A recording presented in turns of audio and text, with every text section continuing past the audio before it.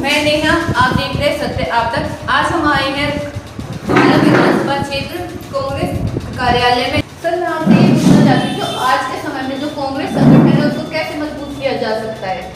कांग्रेस पहले से मजबूत थी, कुछ गलत फहमियाँ थी, कुछ गलत तरीके से कांग्रेस को बदनाम करने की जो कोशिश की गई और हमारे मजबूत कार्यकर्ता जो घर बैठ गए थे उनको बाहर निकालना है। हमारे साथ मांगेराम सोलंकी जी जैसे मजबूत जो विधानसभा प्रत्याशी भी रहे, महेश वर्मा जी हमारे वार्ड अध्यक्ष हैं, गणेश सोलंकी जी हैं, गौरव सोलंकी हैं और हमारे शर्मा जी जांगड़ा साहब जो हमारे अध्यक्ष हैं, ये बहुत मजबूत साथी हैं।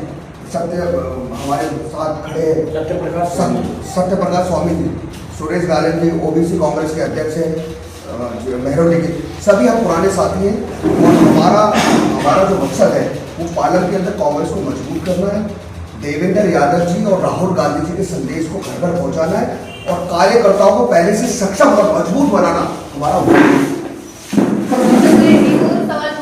जो आज का यूथ है उसको आप कांग्रेस पार्टी से कैसे जोड़ देंगे? अरे उसको तो हमारे जो राष्ट्रीय लीडर है राहुल गांधी जी, जो जिसको हम जनप्रिय कहते हैं, सबके दिल पे राज करते हैं, वो युवाओं के लिए लड़ाई लड़ रहे हैं, अपनी बातें रख रहे हैं, उन्हीं के संदेश को हम युवाओं के बीच में जा रहे हैं और युवा हमारा स्वागत कर रहे हैं क्योंकि हमारे नेता ने युवाओं की लड़ाई लड़ने का जो संकल्प लिया है देश में, बेरोजगारी के खिलाफ, जातिवाद के खिलाफ, अत्याचार के खिलाफ, दलितों के साथ जो अत्याचार हो रहा है, युवाओं पे जो अत्याचार हो रहा है, महिलाओं पे जो अत्याचार हो, उसकी आवाज़ हमारे नेता उठा रहे हैं।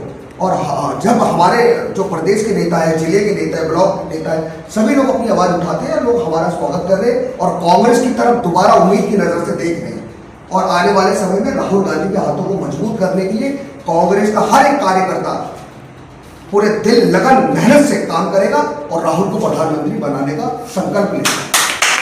पहले तो जो हमारा वर्कर कुछ आम पार्टी में चला गया था उनको वापसी ला रहे हैं, बहुत लोग आ चुके हैं और उसके बाद जो वर्कर है उसका मनोबल थोड़ा डाउन हो गया था क्योंकि बीजेपी ने इतना बदनाम कर दिया, झूठ बोल के चैनल पे, सारे चैनल पे मोदी ही मोदी, हर चीज़ में।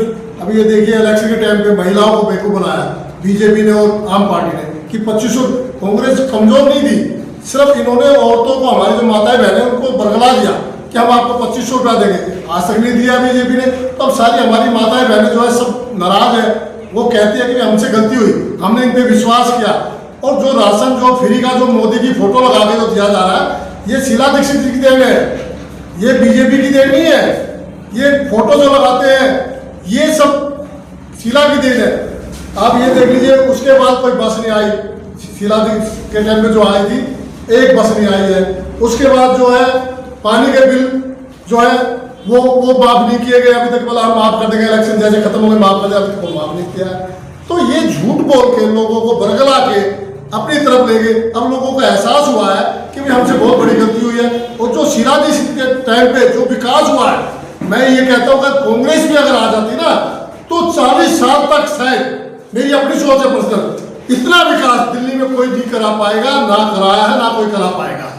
तो ये कांग्रेस की देन है, कांग्रेस ने जो किया है, जो वृद्धा पेंशन है जो बुजुर्गों की, ये किसकी देन है? ये कांग्रेस की देन है, ना कि किसी बीजेपी की या आम पार्टी की देन है। ये अब पेंशन रुकी हुई है, 6-6 महीने की पेंशन रुकी हुई है। अब आप देख लीजिए डीटीसी के जो ड्राइवर कंडक्टर बेचारे, उनकी तनख्वाह नहीं आई है 6-6 महीने तक की। तो ये बीजेपी और जो आम पार्टी है ये झूठी है, झूठ बोलती है।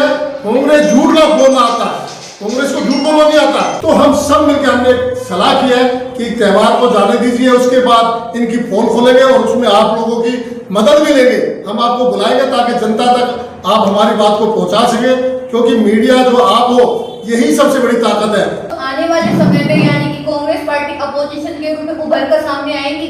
अभी निगम पार्षद में देख लीजिए, बहुत दूर की बात है, अब 27 में निगम पार्षद का इलेक्शन है।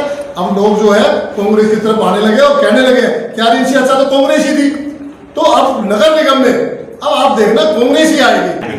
भारतीय जनता पार्टी बिल्कुल नकारा है और हम कांग्रेस के लोग बिल्कुल एकजुट होकर अभी जो है राहुल गांधी जी के नेतृत्व में, प्रियंका जी के नेतृत्व में और दिल्ली प्रदेश के अध्यक्ष देवेंद्र, उसके जो भी हमें दिशा निर्देश मिलेगा हम उनके आधार पर कार्य करेंगे। राष्ट्रीय सचिव महासचिव हुआ करते थे देवेंद्र यादव जी, उसके बाद कई संगठनों में उनके साथ काम किया। उनके पर्सनल संगठन है जो महिलाओं के लिए, बच्चों के लिए एजुकेशन पे काम करते, उसमें उसमें भी उनके साथ काम कर रहा हूँ। और सबसे बड़ी बात है, देवेंद्र यादव जी जब उत्तराखंड के प्रभारी थे तो उत्तराखंड में एक लोकसभा है पौड़ी लोकसभा, उसमें मैंने देवेंद्र यादव जी के साथ काम किया, लक्ष्मण रावत जी ने हमने। तो देवेंद्र यादव जी का काम करने का जो तरीका है उसको हमें एनर्जी देता है, वो हमें ऊर्जा देता है। और मैंने कुछ सालों में देखा है कि दिल्ली में जो कांग्रेस के अध्यक्ष हैं अभी तक जो बने, उसमें देवेंद्र यादव जी का जो काम करने का तरीका है वो कार्यकर्ता के घर तक चले जाते हैं। वो उनको पता चलना चाहिए कि कौन सा कार्यकर्ता कहाँ है, किस काम का है, और कार्यकर्ता को पहचानने की जो उनकी क्षमता है वो बहुत मजबूत है। तो हमें उम्मीद है कि आने वाले टाइम में हम देवेंद्र यादव जी के नेतृत्व में दिल्ली में जरूर कांग्रेस का झंडा बुलंद करेंगे, क्योंकि वो मजबूत है और वो किसी से दबने वाले नहीं है। और हमारे कांग्रेस की टीम जो दिल्ली में उनके नीचे काम कर रही है बहुत मजबूती से काम कर रही है और जिम्मेवार लोग काम कर रहे हैं। लोग उस पर पूरा जा रहे हैं, मीटिंग कर रहे हैं और हर वाले मासिक बैठक होती है, जिसके कारण हम लोगों से जुड़ रहे हैं और पुराने कार्यकर्ताओं मजबूती जुड़ मिलकर उनको मजबूत कर रहे हैं ताकि वो पार्टी जुड़े और पार्टी को मजबूत करें।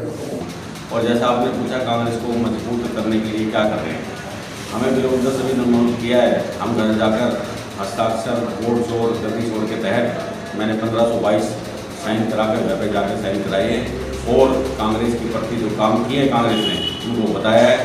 आपको बताइए तो कांग्रेस ने क्या काम किया है, तो मेट्रो फ्लाईओवर जैसे आप लगा लो, राशन की व्यवस्था लगा लो, 2018 में से सोनिया गांधी ने लागू किया था, उसके तहत आप लोगों को काफ़ी 80 करोड़ लोगों को राशन मुहैया हो रहा है।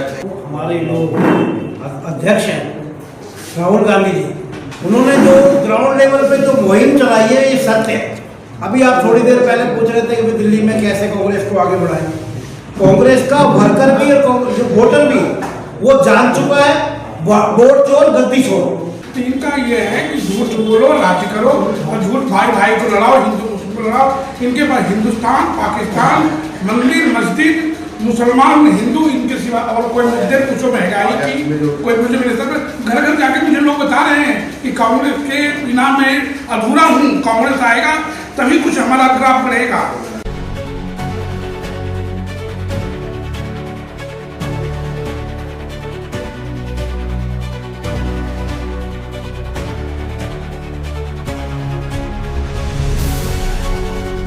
कांग्रेस पार्टी है वो सोशल मीडिया के द्वारा ही लोगों तक पहुंच रही है और जो हमारी मीडिया है वो तो एक गोदी मीडिया है, वो एक जुमला है। वो मोदी सरकार ने उसको एक अपने हथियार लिया है, अपने अभियान को कर लिया है। तो इस द्वारा वो हमारे कोई भी कांग्रेस पार्टी का कोई भी कार्यक्रम होता है ना तो लोगों तक पहुँचाते हैं और हमारे राहुल गांधी जी का जो भी अभियान होता है वो उसको दबाने की कोशिश करते हैं अपनी मीडिया के द्वारा। लेकिन जो हमारे कांग्रेसी भाई हैं, जो हमारे नेता हैं, जैसे हमारे जिला दिल्ली प्रदेश के अध्यक्ष राजीव वर्मा जी हैं, वो दिन पर दिन प्रतिदिन प्रयास करते हैं और जितने भी हम जिलों में हैं सब लोग मिलकर अपने मीडिया के द्वारा लोगों तक पहुंचते हैं।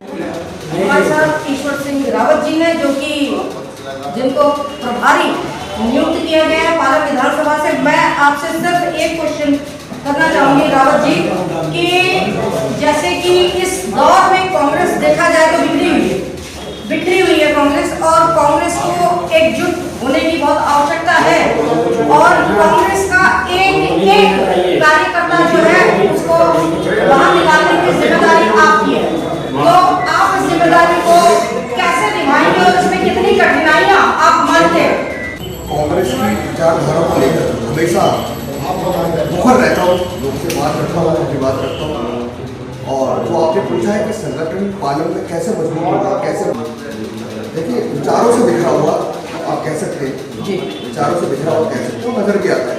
लेकिन पालम विधानसभा ने 1993 के बाद पहली बार यहाँ जो विधायक बने थे उनका नाम स्वर्गीय महंत था और उन्होंने इतना विकास पालन का किया, इतना विकास पालन किया जो आज नहीं है, मतलब आप उस बात को नकार नहीं सकते। दुर्भाग्य रहा, किन्हीं कारणों से उनका टिकट काट दिया गया बाद में। ये बहुत बड़ा सीटबैक था कांग्रेस के लिए पालम में, खासकर दोबारा रिपीट उनका टिकट होता तो शायद पालम बहुत ज़्यादा विकसित था। उसके बाद कुछ अलग तरीके के लोग पालम की राजनीति में सक्रिय होते चले गए, यही दुर्भाग्य कांग्रेस का रहा। मान लें कि आपके प्रभार संभालने के बाद अब कांग्रेस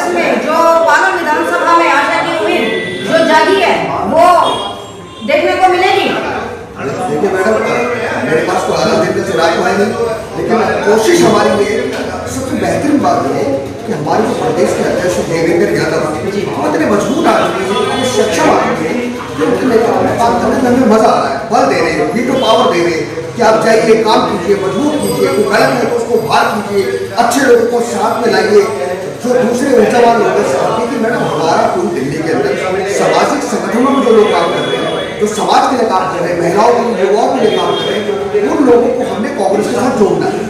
और हमारी बिल्कुल नजर है बराबर में संपर्क में हूँ, जितने भी पालन के अंदर सामाजिक संगठन है मैं बराबर उनके संपर्क में, जब से मुझे व्यवहार मिला है मैं बराबर उनसे संपर्क में बात कर रहा हूँ। और मेरी कोशिश है कि जल्द से जल्द एक बहुत बड़ा डेलीगेशन लेकर मैं देवेंद्र यादव जी के पास जाऊँ और पालन में कांग्रेस को मजबूती का जो आने वाला भविष्य है उसका एक छोटा सा नमूना देवेंद्र यादव जी के सामने प्रस्तुत किया। ये मेरा मकसद है। धन्यवाद।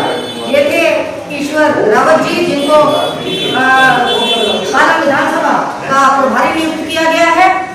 हम जरूर आगे भी इनके क्रियाकलापों के बारे में आपको बताते रहेंगे। धन्यवाद। तुलिका दत्ता, सत्य आपको।